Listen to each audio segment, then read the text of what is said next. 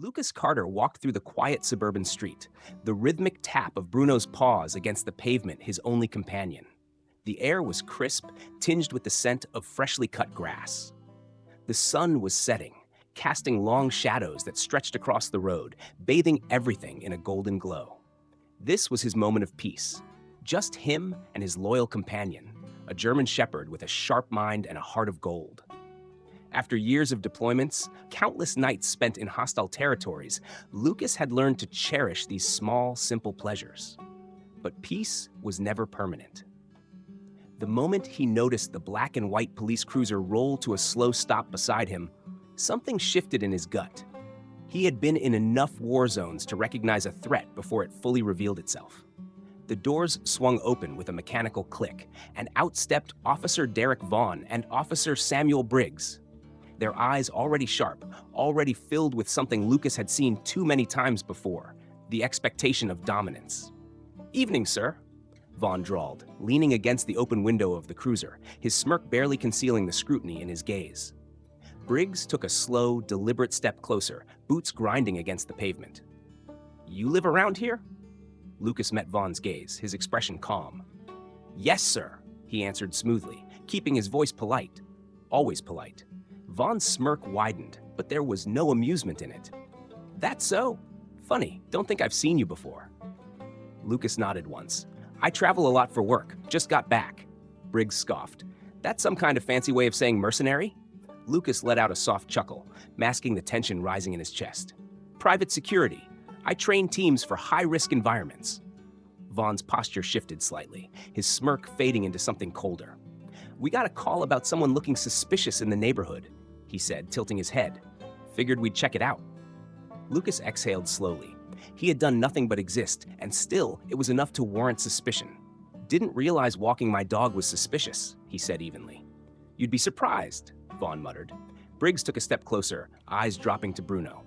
"That's a big dog," he mused, feigning interest. "Trained?" Lucas nodded. "Yes, sir." "For what?" "Obedience. Protection. He's disciplined." "Protection, huh?" Vaughn's smirk returned, and Lucas felt the shift before it happened. The quiet escalation, the tightening of control. "Think we're gonna need to see some ID," Vaughn said. It wasn't a request. Lucas moved deliberately, reaching into his jacket. But even before his fingers found his wallet, he sensed it, the tension snapping into place. Bruno let out a low, guttural growl, shifting just slightly closer. "Whoa, now," Briggs muttered, hand twitching toward his belt. "You might want to keep that mutt under control." Lucas clenched his jaw. "He's fine. He's trained." Vaughn chuckled darkly. "We'll see about that." And then, in a heartbeat, everything changed. Lucas Carter sat in the dimly lit holding cell, his hands resting on his knees, his knuckles still raw from where they had slammed him into the pavement.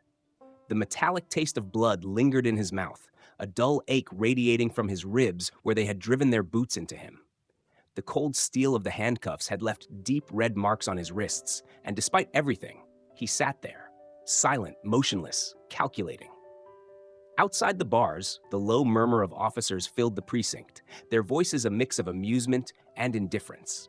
He had seen this kind of arrogance before, in war zones, among corrupt officials who believed they were untouchable, men who thought the system would always protect them. A heavy-set officer sauntered up to the bars, chewing on a toothpick. "Looks like you had a rough night," he mused, his tone dripping with mock concern. Lucas lifted his gaze, his face unreadable. "Am I being charged?" The officer smirked, shaking his head. "Nah, we're just keeping you here for a bit. Let you cool off." Cool off. The words sat like lead in Lucas's stomach. He had done nothing wrong. He had complied, remained calm, followed their commands, even when they shot his dog in cold blood. And yet, here he was, locked in a cell, while the men who did it were out there, laughing, swapping stories, going home to their families like nothing had happened. Hours passed. The fluorescent lights buzzed overhead, casting a sterile glow over the gray walls. His mind replayed the moment over and over, the gunshot, Bruno's body crumpling to the ground, the warmth of his blood seeping through Lucas's fingers as he whispered desperate reassurances that the dog would never hear. A door creaked open. A young officer stepped in, clearing his throat. "You're free to go." Lucas pushed himself to his feet, every movement stiff with pain. He stepped past the officer, past the rows of desks where Vaughn and Briggs sat, laughing with their colleagues like the night's events were nothing more than another routine stop. Vaughn caught his eye, smirking. "See you around, Carter." Lucas didn't respond. He didn't flinch. But deep inside, something shifted, a slow, burning certainty. The system had failed him, but he wouldn't fail himself. Lucas Carter sat alone in his darkened living room, the only light coming from the laptop screen in front of him. His fingers hovered over the keyboard, scanning every detail, every report, every injustice buried under paperwork and bureaucracy. His ribs ached from the beating, his knuckles still swollen from the tight grip of handcuffs, but he didn't care. Pain was secondary. The only thing that mattered now was what came next. He had spent his life dismantling terrorist cells, taking down warlords, eliminating threats before they had a chance to strike. And yet, here in his own country, in his own neighborhood, he had been powerless. For the first time in years, he had been made to feel small, to feel weak. But that wouldn't happen again. No, this time, he would be the one in control. On the screen, the faces of Derek Vaughn and Samuel Briggs stared back at him.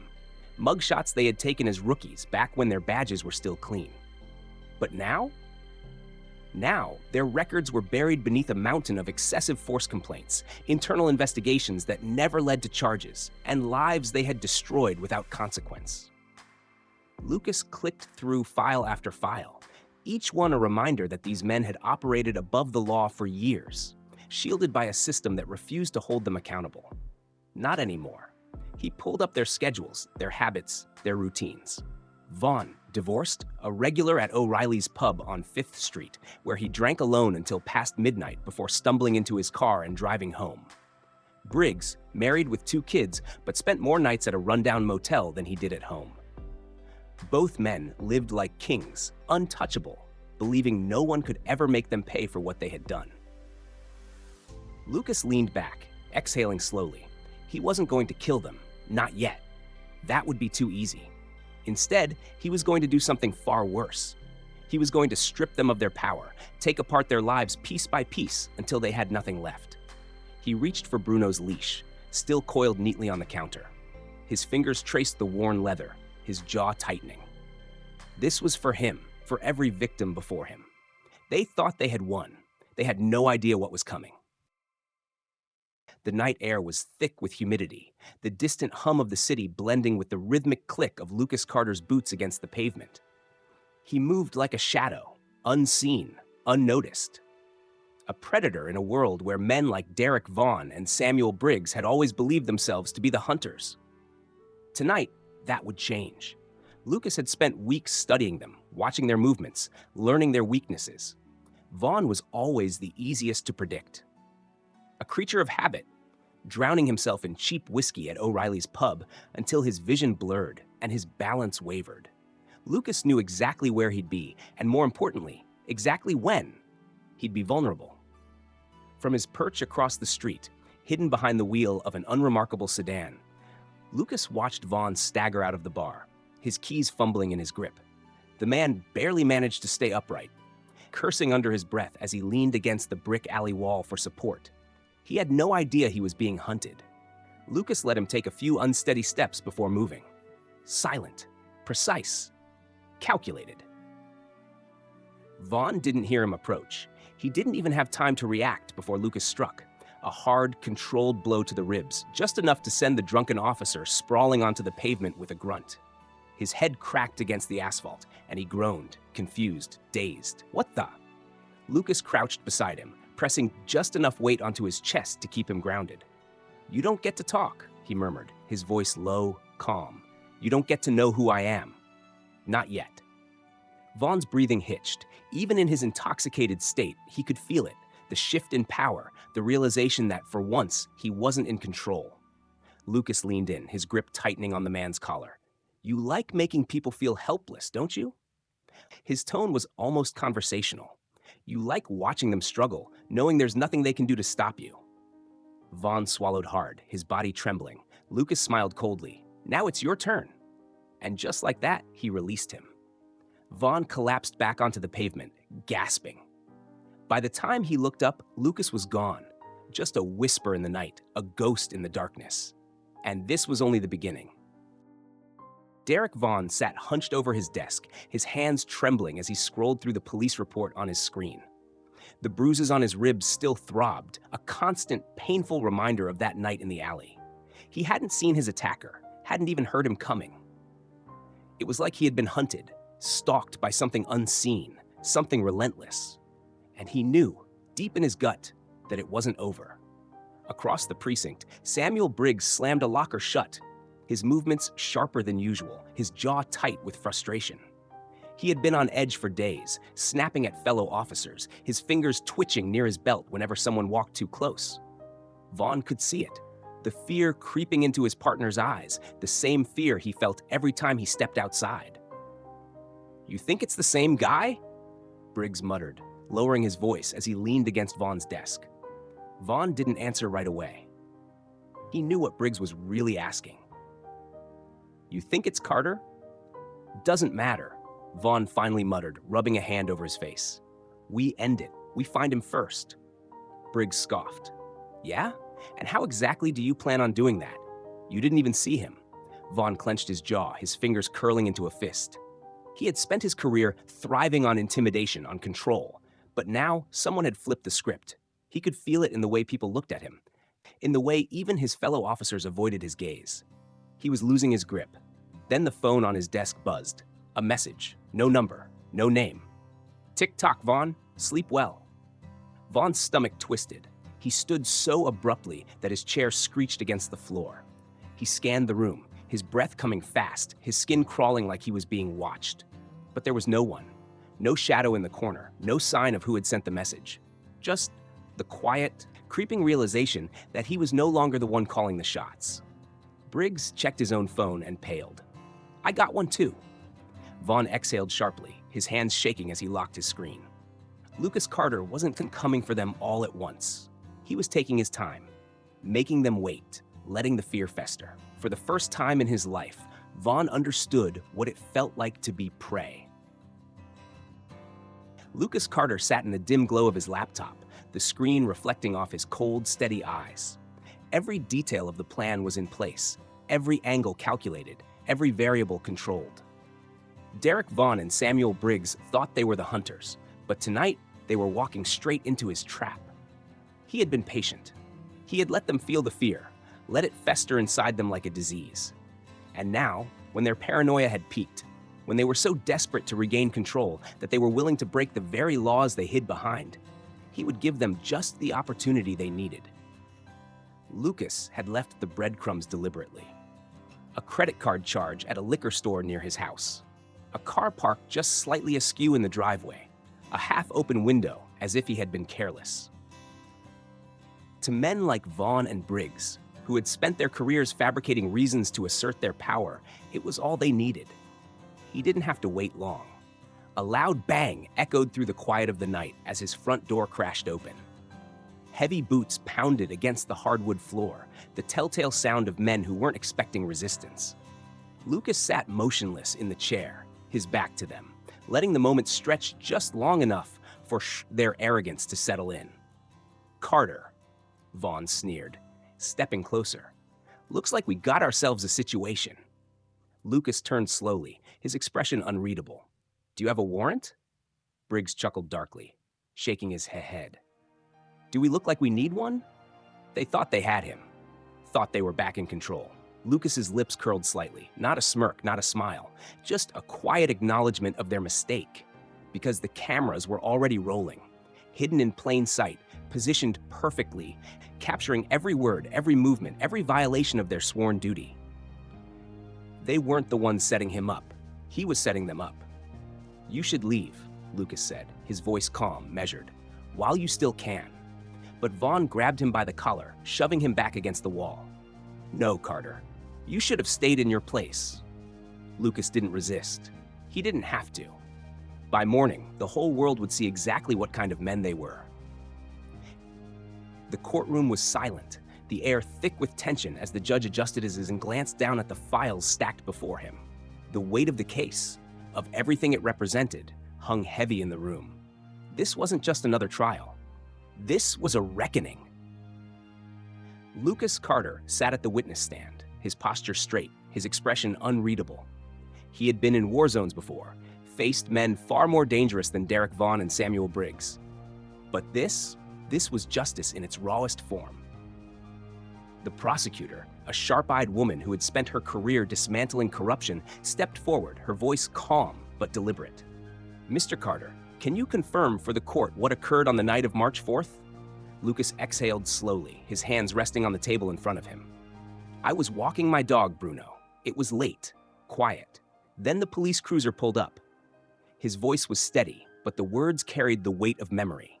He described everything: the harassment, the threats, the moment Briggs pulled the trigger and Bruno collapsed at his feet. A murmur ran through the gallery as the prosecutor tapped a remote, and the footage played on the screen. Grainy security cam footage showing Vaughn and Briggs forcing their way into Lucas's home, their fists landing with brutal precision, their arrogance on full display. Lucas didn't look at the screen. He had already lived it, but Vaughn and Briggs watched, and they knew. The defense attorney shifted uncomfortably, his voice forced and hollow as he attempted to spin the events: misunderstanding, high-stress situations, fear for their own safety. But it was useless. Because when the prosecutor turned back to Lucas and asked, "Do you believe these men deserve to be held accountable?" he met Vaughn's eyes, then Briggs's, and said, without hesitation, "Yes." The jury barely deliberated. Guilty, on all counts. Vaughn's face drained of color. Briggs gripped the edge of the table so tightly his knuckles turned white. And when the judge's voice rang out, sentencing them to 25 years with no parole, Lucas allowed himself the smallest exhale. It was done. The cemetery was quiet, the kind of silence that didn't feel empty, but instead carried the weight of something final. Lucas Carter stood beneath the fading light of the afternoon, hands tucked into his jacket pockets, staring down at the simple headstone before him. Bruno, loyal to the end. The engraved letters felt too small for the hole the dog had left in his life. He had spent years fighting battles overseas, but nothing had ever prepared him for the war he had fought here, at home. Nothing had prepared him for the loss, for the helplessness he had felt when Bruno took his last breath in his arms. But now it was over. Vaughn and Briggs were gone, stripped of their power, their badges, their illusions of invincibility. They had spent years wielding fear like a weapon, believing no one could touch them. And yet, when the system they had manipulated turned against them, they had crumbled like cowards. Lucas let out a slow breath, crouching down to brush his fingers over the cool stone. "It's done," he murmured, voice low, steady. "I made sure of it." The wind shifted, rustling through the trees, carrying the distant sounds of life, cars passing in the distance, birds in the branches above. The world kept moving forward, just as it always had. He had thought revenge would bring him peace, that justice would close the wound Vaughn and Briggs had left behind. But standing here now, staring at the small, quiet grave, he realized it didn't erase the pain. It just made sure no one else would suffer the same fate. From behind him, a familiar voice broke the silence. "You're really done this time?" Lucas didn't turn. He didn't need to. Jasmine, his sister, had been the only person who had ever truly understood him, who had seen what this had cost him. He exhaled, standing slowly, his eyes still on the grave. "Yeah," he said. "I'm done." She was quiet for a moment before nodding. "Good." They stood there in silence before Lucas finally turned away from the headstone, walking with Jasmine back toward the car. He didn't look back. He didn't need to. This chapter was closed. Bruno didn't die for nothing.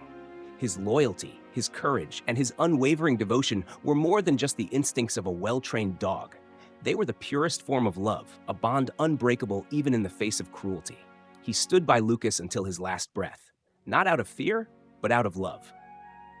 And yet, he was taken in an instant, like so many others, helpless animals caught in the crossfire of human arrogance and violence. But it doesn't have to be this way. Animals are not tools, not property, not obstacles to be discarded when they become inconvenient.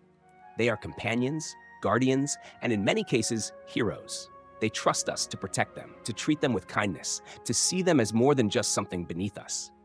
Bruno's story is one of tragedy, but it is also a reminder, a call to action. We must be better. We must stand against cruelty, against injustice, against those who see animals as expendable. Because when we fight for them, we fight for something greater than ourselves. Honor their loyalty, protect their lives, and never forget that love in its purest form has four legs and a beating heart.